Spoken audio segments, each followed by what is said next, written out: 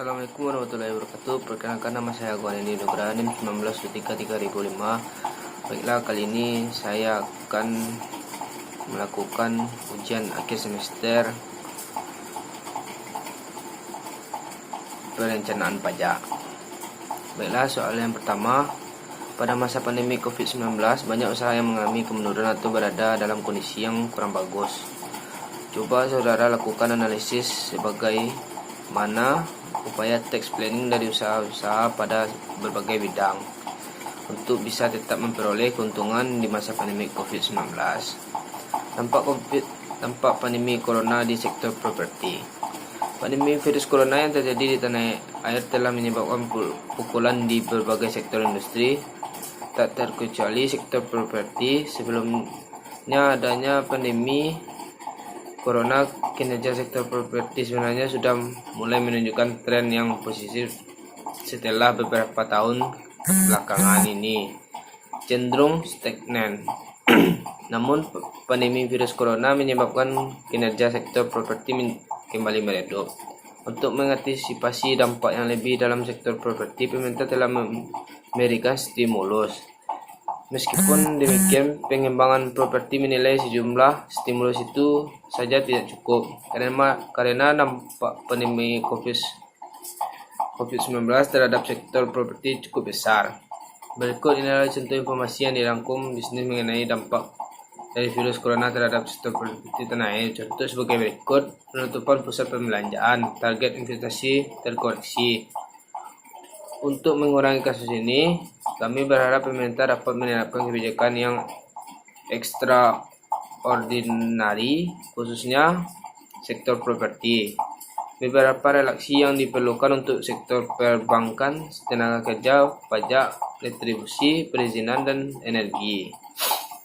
Sedangkan dengan Ketua DPP Asosiasi Pengembangan Perumahan dan seluruh Indonesia, menuturkan bahwa industri sektor properti menciptakan lapangan kerja padat karya, sehingga kami perlu kepastian berusaha industri properti terutama di era new normal ini. Selain kepastian berusaha, penurunan daya beli masyarakat sebagai dampak dari COVID-19 pun menghantui sektor industri perumahan. Sebagai pelaku usaha, kami perlu mitigasi bersama sehingga beban finansial yang timbul akibat pandemi ini dapat ditanggung oleh pihak terkait di ekosistem perumahan. Ungkapan utama umum Himpunan Pengembangan Pemukiman dan Perumahan Rakyat. Baiklah, saya akan menjawab pertanyaan soal nomor 2. Pilihan 1 materi setelah ujian mid semester, lalu temukanlah kasus terkait upaya tax planning sesuai materi dan lakukan analisis bagaimana tax planning yang seharusnya dilakukan agar terhindar dari kasus tersebut. Terhadap perbedaan kepentingan mengenai pajak antara pemerintah dan wajib pajak, dikarenakan membayar pajak berarti mengurangi kemampuan ekonomis wajib pajak. Sedangkan pajak merupakan salah satu sumber pendapatan utama negara yang digunakan untuk membiayai kegiatan negara.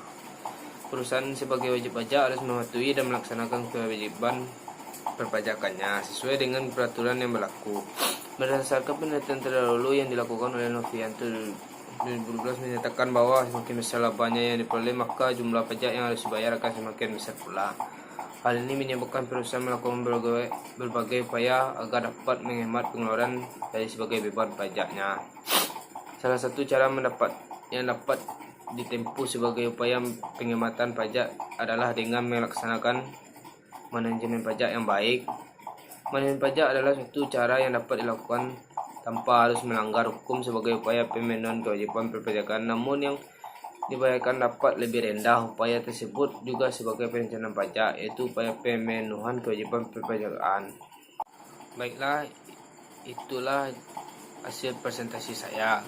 Kalau ada kata yang salah, mohon dimaafkan. Wabillahi taufiq hidayah. Assalamualaikum warahmatullahi wabarakatuh.